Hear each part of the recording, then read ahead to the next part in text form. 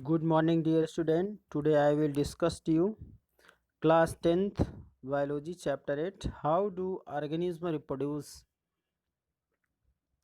In this chapter I was discussed in previous classes the mode of reproduction uses by single organism like fission, fragmentation, regeneration and budding. Today I will discuss about vegetative propagation. Vegetative propagation, there is a natural mode of vegetative propagation involves in common plants like tuberose root can be propagated vegetatively like sweet potato. The bud present root can grow into leaf shoot like guava. Underground modified stems such as rhizome, ginger, eichhornia or water hyanthus, corns, colocasia, banana and pulps. Example garlics, onions, etc. In this diagram, plant develops and when tedious bud on their leaves which develops into new plants. The best example bryophyllum, the leaf of bryophyllum with bud, that's buds grow on the leaf surface.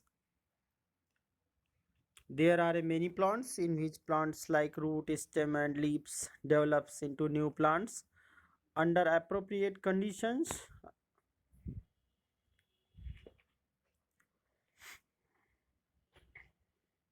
In fact, the method of propagation in those plants which have lost their capacity to produce seed or produce non-viable seed like banana, seedless, grapes, rose, pineapples. Amongst flowering plant, every parts of body such as root, stem, leaves and bud like parts in vegetative propagation. Vegetative propagations that involves the artificial method of vegetative propagations are man-made and developed by plant grower like horticultures for commercial production of crops. Some common artificial methods are cutting, layering and grafting. Cutting a small piece of any plant organs, stem, root and leaves used for propagation is called cutting. Stem cutting, most commonly employed for propagation of many horticulture plants such as grapes, falsa, rose, sugarcane. In this method, about 20 to 30 centimeter long piece of stems are planted in natural position in the wet soil. It gives of root from the lower end and shoot bud from the aerial nodes. A cutting develops a new plant similar to the parents. Layering. Layering the root or artificially includes the stem branches before are detached from the parent plant. For propagation, layering is done by two common methods, mound layering and air layering. Grafting. Grafting is a method which a part of two plants are joined in such way that they grow on one plant. Grafting is done between two closely related dicotyledonous plants having vascular cambia. The rooted plants in which grafting is performed is called stalk. The portion of other plant bud branch that is grafted on to the stalk is called scion. During grafting, about 4 to 12 inches long scion with all the bud intact in place on the cut end, the stalk, and tied in such a way of cambium up to comes in contact. The joint is covered with layer of wax to prevent the evaporation of water. Entry of pathogens. All the buds of stalk must be removed. What is the difference between stalk and scion? That means you see in these tables. Scion, it is upper part of composition, grafted plant, and stalks, it is the basal part of which grafting is done. Scion, it has a shoot system and desired traits. Stalks is at extensive and strong root system. Scion generally is taken from high yielding exotic variety of plant. Stalks is generally taken from local variety of plant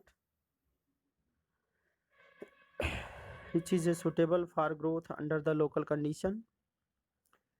Scion provides the high and better quality yield to flower and fruits.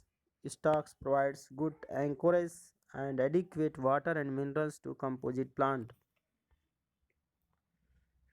Tissue culture. This method includes the propagation of plant by culture in the cell, tissue and organ. In this method, the plant cell or tissue are cultured to sterilized free microorganisms, medium containing necessary nutrients and hormones. A proper medium is important in plant tissue culture technique. These cultures of cells or tissue results in the formation of undifferentiated mass of cells is called callus. Callus is a fast growing cellular mass which is then transferred to another and allowed to grow definite periods of time. Tissue culture mediums that mature plants are transplanted in the field. This technique to quick multiplication of commercially important plants such as orchid, dahlia, gladiolus, chrysanthemum, carnation, and spore formation. Spore formation in Rhizopus, a very simple multicellular organism, specific reproductive parts can be identified. The thread-like structures that